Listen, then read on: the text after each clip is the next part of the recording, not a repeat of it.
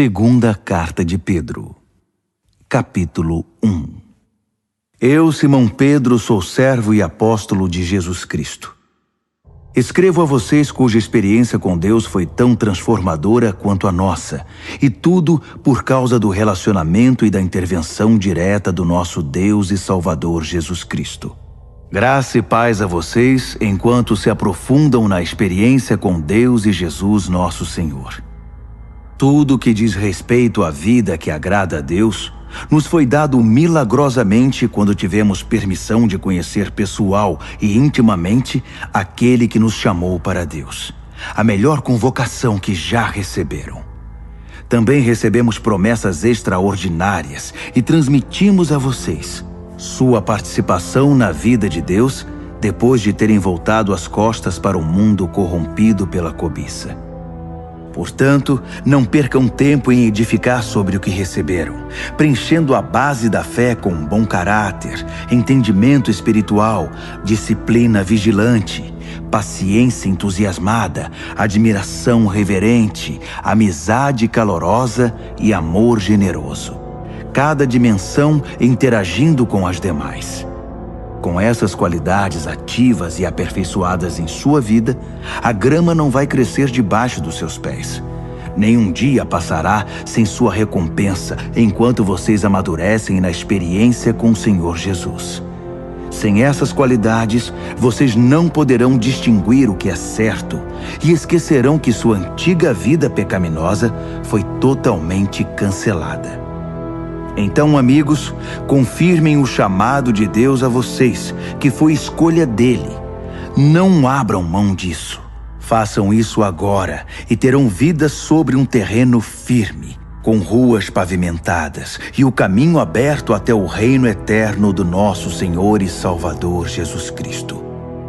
Ainda que vocês conheçam toda a verdade e a pratiquem sempre, o prêmio é tão grande que não vou deixar nem por um minuto de chamar a atenção de vocês sobre o assunto. Esta é a tarefa de que fui incumbido, mantê-los acordados sempre.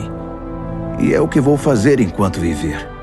Sei que vou morrer em breve, o Senhor deixou isso muito claro para mim. Portanto, estou particularmente desejoso de que vocês tenham anotado tudo, para que depois que eu morrer, possam recorrer ao arquivo sempre que precisarem.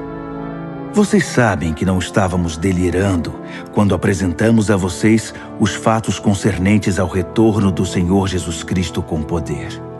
Afinal, nós comparecemos à pré-estreia. Vimos com os próprios olhos Jesus resplandecente com a luz de Deus, o Pai, enquanto a voz da glória majestosa disse: "Este é o meu Filho, marcado pelo meu amor e alegria da minha vida." Estávamos lá na montanha com ele e ouvimos a voz do céu. Não tínhamos nenhuma dúvida do que vimos e ouvimos. A glória de Deus, a voz de Deus. A palavra profética foi confirmada para nós. Vocês farão muito bem se não se esquecerem disso. É a única luz que vocês vão ter em tempos de escuridão, enquanto esperam o raiar do dia e o surgimento da estrela da manhã no coração. O ponto principal a ser lembrado é que nenhuma profecia das Escrituras é assunto de opinião particular. Por quê? Porque não é algo produzido no coração humano. A profecia resulta da ação do Espírito Santo, que impulsionou homens e mulheres a proclamar a palavra de Deus. Segunda de Pedro, capítulo 2. No entanto, havia também profetas mentirosos entre o povo, assim como há mestres mentirosos entre vocês. Eles provocam divisões destrutivas, jogando uns contra os outros, e como cachorros mordendo a mão de quem deu a eles a chance de ter sua vida de volta. Eles se lançaram numa ladeira, escorregando para a destruição, mas não sem antes recrutar uma multidão de seguidores iludidos que não conseguem distinguir a mão direita da esquerda. Eles dão má fama ao caminho da verdade. Só se preocupam consigo mesmos e jamais dirão nada, nada que traga algum benefício.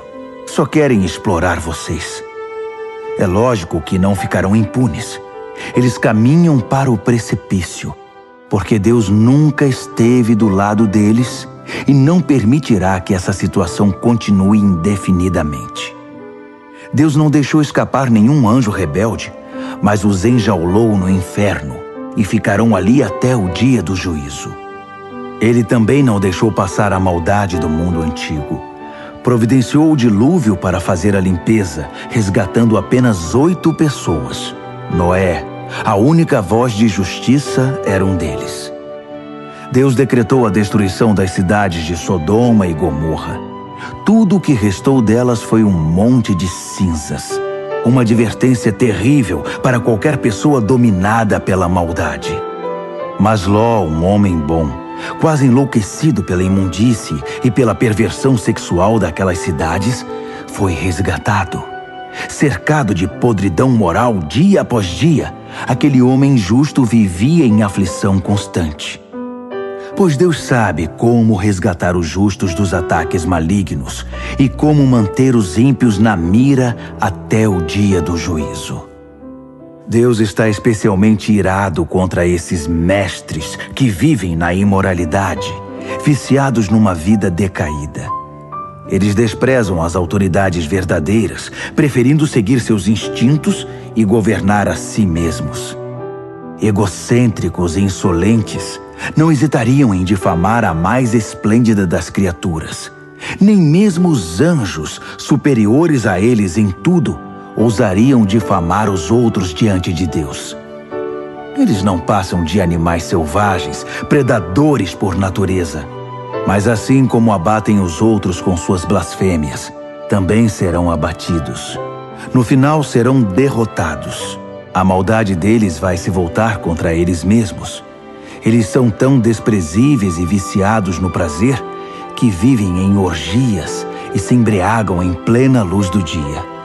São obcecados por adultério e são compulsivos em todo tipo de pecado. Não hesitam em seduzir quem se mostre vulnerável. A especialidade deles é a cobiça. São mestres nisso. Almas mortas. Eles saíram da estrada principal e agora andam sem rumo. Tomaram o caminho de Balaão, filho de Beor, o profeta aproveitador e especialista em maldade. Mas Balaão foi interrompido no meio desse caminho perverso. Um animal falou com voz humana e evitou a loucura do profeta. Esses mestres não têm nada a oferecer. São fontes secas, nuvens de tempestade espalhadas, guiadas por um buraco tenebroso do inferno. Seu ensino não passa de conversa fiada, mesmo assim são perigosos. Os que estão prestes a escapar dos caminhos errados são os mais suscetíveis ao seu apelo sedutor. Prometem liberdade aos novatos da comunidade, mas eles mesmos são escravos da corrupção. Pois se são viciados em corrupção, e são mesmo, são escravos dela. Se eles escaparam do cortiço do pecado depois de ter uma experiência com o Senhor e Salvador Jesus Cristo e escorregaram de volta para a velha vida, então a situação deles é pior que no começo. É melhor não conhecer o caminho de Deus que andar nele e depois retornar, repudiando a experiência e o mandamento santos. Eles comprovam o provérbio: o cachorro volta ao seu vômito. Ou este: o porco lavado procura a lama.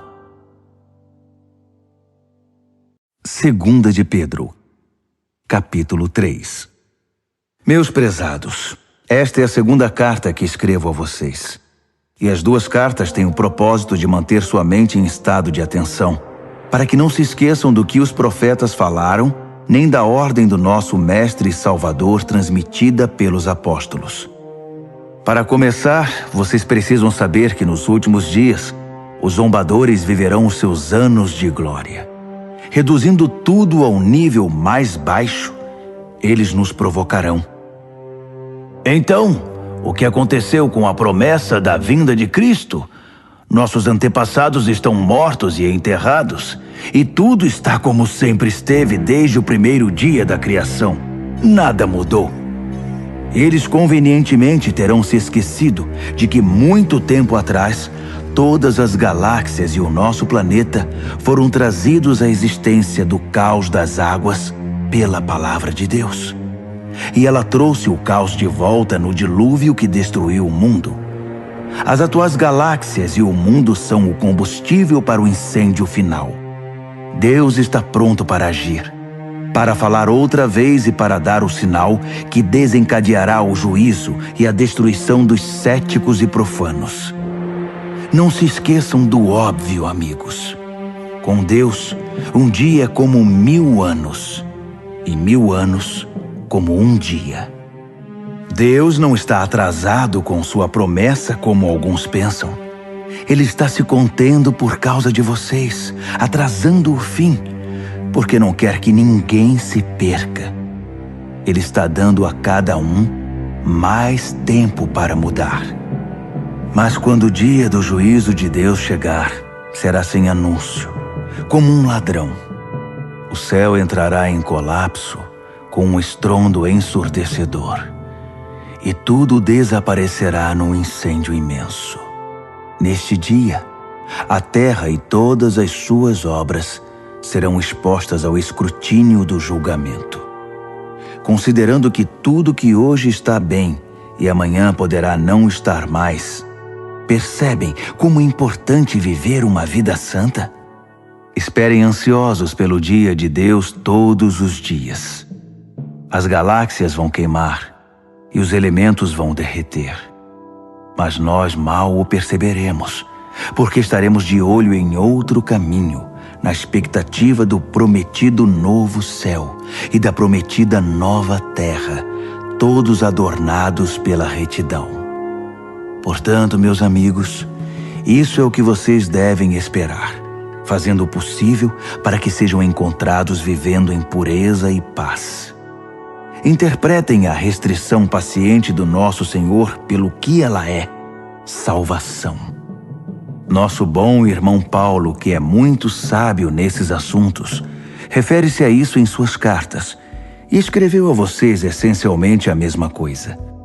Algumas coisas que Paulo escreve são difíceis de entender.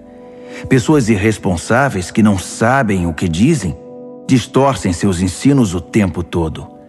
Eles fazem o mesmo com o restante das Escrituras, mas o prejuízo será deles.